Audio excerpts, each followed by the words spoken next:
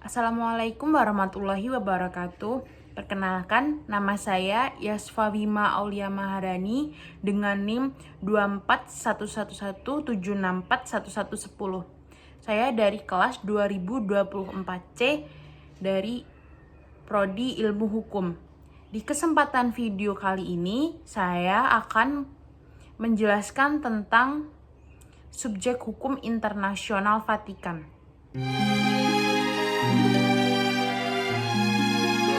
Apa sih subjek hukum internasional? Subjek hukum internasional adalah entitas atau individu yang memiliki hak dan kewajiban di bawah hukum internasional. Subjek hukum internasional dapat berupa negara, organisasi internasional, entitas non-negara, individu, dan korporasi.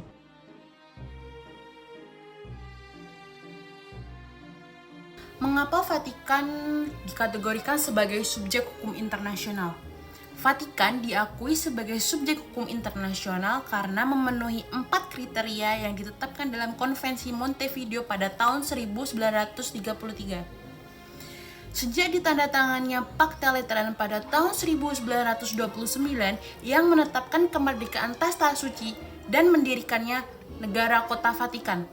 Vatikan telah terlibat dalam berbagai perjanjian internasional dan memiliki hubungan diplomatik dengan berbagai negara. Selain itu, sebagai pusat gereja Katolik, Vatikan juga berperan aktif dalam isu-isu global seperti hak asasi manusia dan perdamaian dunia, yang semakin memperkuat posisinya dalam komunitas internasional sebagai entitas yang memiliki kapasitas hukum penuh.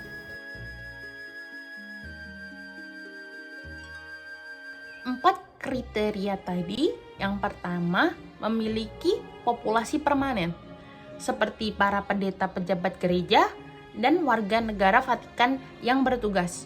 Yang kedua, memiliki wilayah tertentu, seperti wilayah Vatikan yang berada di dalam kota Roma, tepatnya di Italia.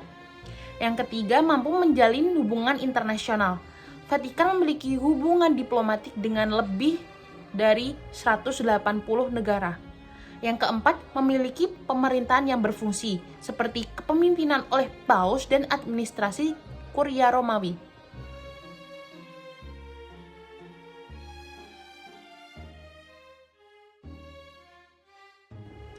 Empat peran contoh subjek hukum Vatikan. Yang pertama, diplomasi dan hubungan internasional. Hubungan diplomatik Vatikan memiliki hubungan diplomatik dengan banyak negara, seperti contohnya Indonesia. Ini memungkinkan Vatikan untuk berpartisipasi aktif dalam dialog internasional dan diplomasi, serta mempromosikan nilai-nilai kemanusiaan dan keagamaan. Yang kedua, peran dalam penyelesaian sengketa internasional. Mediator konflik sebagai entitas yang netral dan dihormati secara global. Vatikan seringkali berperan sebagai mediator dalam konflik internasional, mencakup upaya untuk mempromosikan perdamaian dan keadilan sosial di berbagai belahan dunia. Advokasi hak asasi manusia. Isu global, Vatikan terlibat dalam advokasi isu-isu global seperti hak asasi manusia, kemiskinan, dan rasisme dan kebebasan beragama. Melalui berbagai inisiatif, Vatikan berusaha untuk meningkatkan kesadaran dan mendorong tindakan terhadap masalah-masalah ini di panggung internasional. Yang keempat, keterlibatan dalam konvensi internasional. Konvensi hak anak, Vatikan adalah pihak dalam konvensi tentang hak anak yang mengharuskan Vatikan untuk mematuhi kewajiban yang sama dengan negara-negara lain yang meratifikasi konvensi tersebut. Ini menunjukkan komitmen Vatikan terhadap perlindungan hak asasi manusia di tingkat global.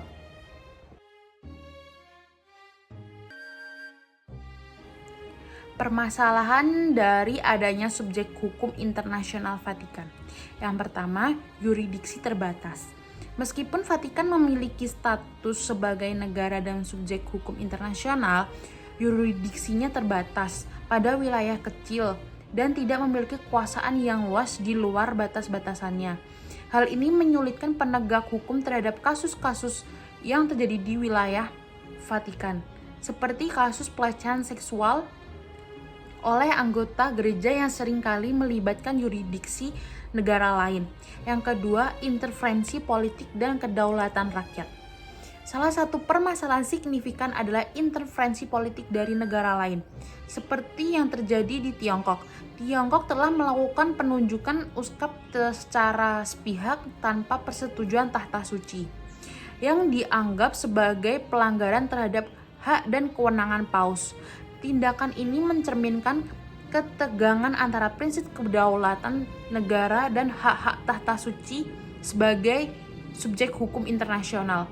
Hal ini menimbulkan pertanyaan mengenai legitimasi dan aktivitas tahta suci dalam menjalankan otoritasnya di tingkat global.